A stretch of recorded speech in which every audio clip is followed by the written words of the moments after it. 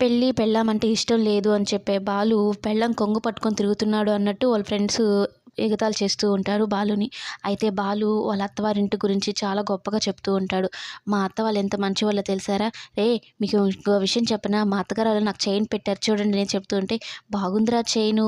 ఓహో! పెళ్లి చేసుకుంటే ఇన్ని లాభాలుంటాయా అనేది వాళ్ళ ఫ్రెండ్ అంటూ ఉంటే, లాభాలేమో కానీ వాళ్ళు చూపించే ప్రేమరా! ఆ ప్రేమ నేను అసలు మర్చిపోలేకపోతున్నాను. నా గుండెల్లో అలాగే నిండిపోయింది. వాళ్ళ ప్రేమలు, ఆప్యాయతలు ఏ రోజు చూడని నాకు అవి చాలా బాగా నచ్చాయిరా. నాకక్కడే ఉండిపోవాలనిపించింది అనైతే చెప్తూ ఉంటాడు. అలాగే ఇంటి గురించి కూడా మాట్లాడతాడు వాళ్ళ ఫ్రెండ్. మీ అత్తయ్య వాళ్ళు ఇల్లు కోసం వెతుకుతున్నట్టున్నారా అంటే, అవునా! ఇప్పుడున్న ఇల్లు బానే ఉందే. మరి ఎందుకు వెతుకుతున్నారు? నాకొక్క మాట కూడా చెప్పలేదే అనైతే అనుకుంటూ ఉంటాడు.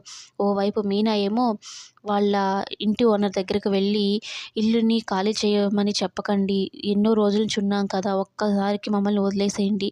మా ఆయన ఏదో ఆవేశంలో అలా చేసేసాడు. ఆయన తరపున నేను క్షమాపణ చెప్తున్నాను అంటూ ఉంటే, ఇక ఇంటి ఓనర్ వాళ్ళుండి, ఇప్పుడు మిమ్మల్ని క్షమించి వదిలేసామంటే రేపు ఇంకొకడొస్తాడు మమ్మల్ని కొట్టడానికి. ఇప్పటికే మా ఆయన అవమానంతో ఇల్లు దాటడం లేదు.